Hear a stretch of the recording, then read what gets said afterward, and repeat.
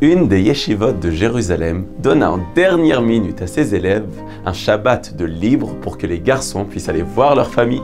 Un garçon, Moshe, ne pouvait pas rentrer à la maison ce week-end parce que ses parents étaient partis à l'étranger. Ainsi, il a demandé à ses parents la permission d'aller avec un ami à Safed, à Tzfat, pour passer Shabbat.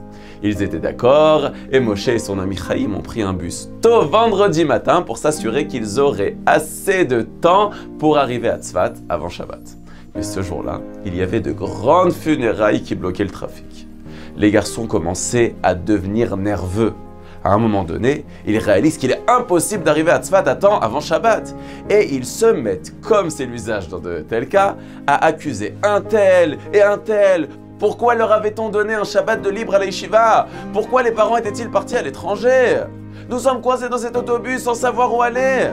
À 30 minutes de Shabbat, le car n'avait d'autre choix que de s'arrêter et termina sa course à Tibériade. Moshe et Chaim descendent, contrariés, mais surtout inquiets, car ils ne connaissent pas la ville et ils ne savent pas où se trouve le quartier religieux. Ils avancent dans la ville, il n'y a personne.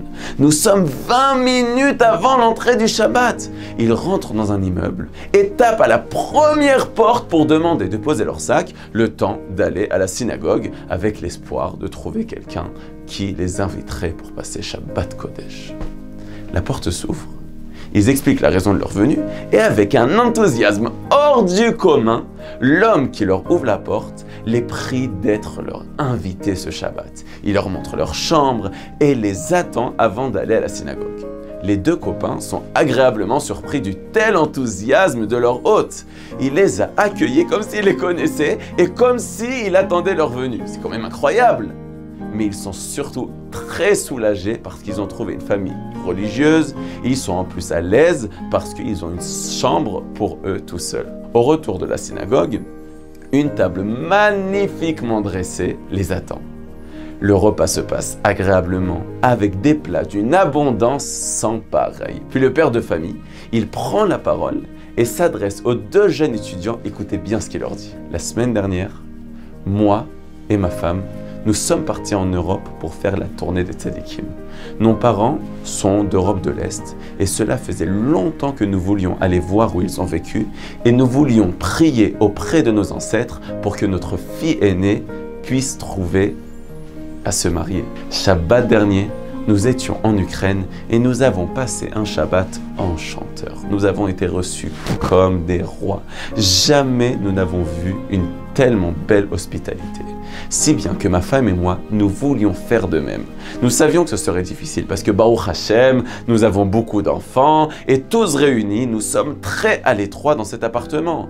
Et même avec la meilleure volonté du monde, nous ne pouvons pas héberger même pas une personne de plus. Mais nous sommes rentrés à la maison avec la ferme volonté que nous y arriverons. Le jour de notre départ, ce jeudi, notre vol a été annulé sans annonce de remplacement. Veille de Shabbat. Alors, la seule solution, c'était de demander à nos amis qui gardaient sur nos enfants à Jérusalem pendant notre séjour de bien vouloir les garder encore un Shabbat. Finalement, nous sommes partis dans la nuit et nous sommes arrivés ce matin très tôt.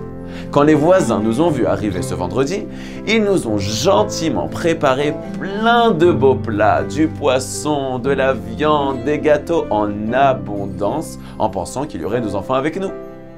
Quand vous vous êtes présentés à notre porte, ma femme et moi avions compris qu'on avait la possibilité pour la première fois de recevoir des invités de la plus belle des manières comme nous avions été reçus la semaine dernière en Ukraine. C'est pourquoi vous avez bénéficié d'une abondance aussi bien en termes de nourriture, de boissons que de couchage, conclut le maître de maison. Si vous étiez passé une semaine plus tôt, personne ne vous aurait ouvert. Une semaine plus tard, nous n'aurions même pas pu vous faire asseoir. À l'issue du Shabbat, Moshe et Chaim étaient à leur tour enchantés de leur Shabbat. Après la tournure qu'avait pris leur projet de Shabbat à Sfat, ils n'avaient pas imaginé un instant de passer un aussi beau Shabbat. Et imaginez-vous bien qu'ils sont rentrés à la yeshiva avec le cœur léger et plein de motivation. Mais mes chers amis, l'histoire ne s'arrête pas là. Durant tout Shabbat, le père était impressionné par les bonnes valeurs et les connaissances de l'un des deux garçons, Moshe. À l'issue du Shabbat, il en parle à sa fille, qui depuis 3 ans multiplie les rencontres infructueuses. Sa fille accepte de le rencontrer. Chaque famille prend des renseignements sur chacune, par l'intermédiaire bien sûr d'un chatran, et 1 mois plus tard, les voilà tous réunis aux fiançailles.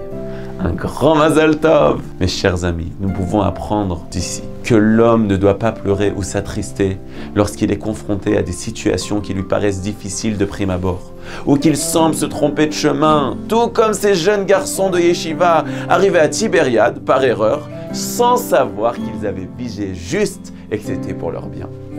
Hachem travaillait en coulisses pour la réalisation de ce shidour. Il a fait en sorte que le Shabbat de libre tombe la semaine où les parents de Moshe étaient absents, que l'autobus ne puisse pas continuer sa course jusqu'à Tzfat, que l'avion du couple soit retardé. Il a donné du chizouk au couple pendant leur Shabbat en Ukraine sur l'art de l'hospitalité. Et ils ont ainsi mérité de le mettre en pratique la semaine d'après. Il y a un célèbre proverbe qui dit « Chaque retard est pour le mieux ». Si un vol est annulé, une fête est reportée ou un médecin modifie une consultation, tout provient d'Hachem qui a des bonnes raisons de le faire. La plupart du temps, nous ne voyons pas le bénéfice de ces annulations, de ces retards.